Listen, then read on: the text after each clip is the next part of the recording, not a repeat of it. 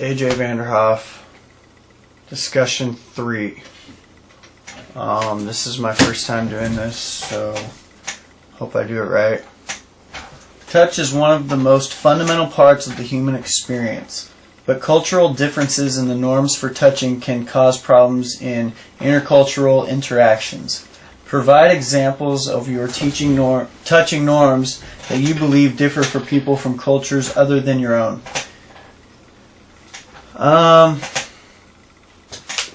When I talk to people, I don't touch.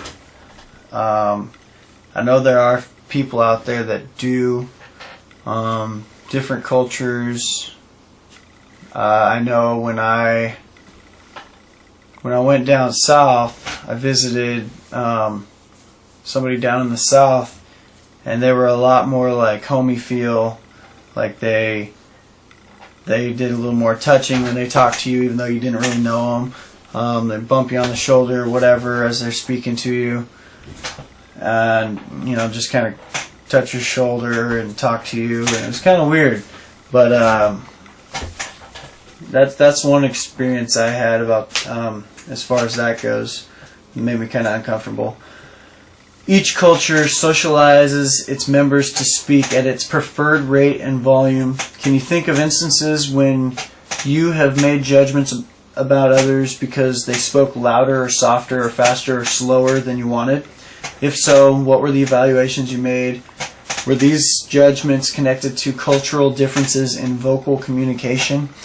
I did have a foreign exchange student in my PE class that I taught last year, and he was from Korea, and he spoke louder, a lot louder than everyone else in the class and anybody I'm used to. And that was at first I kind of was like, you need to quiet down when you talk. But after I was around him enough, I knew that it's just how he was. But I didn't, at first I made some judgments, but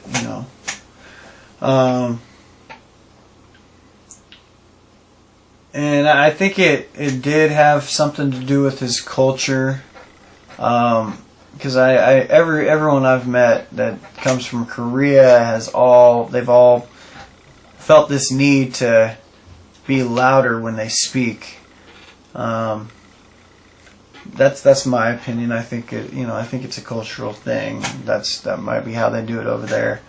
But many people believe that a smile is universally understood. Do you agree with this statement? Why or why not?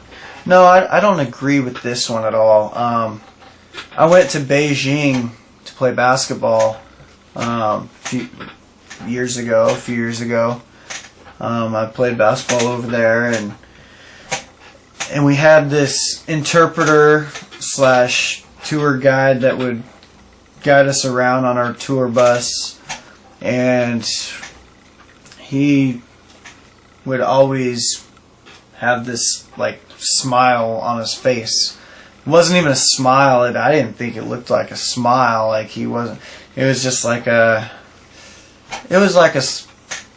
he was happy, he would make this. When he was smiling, he would make this face.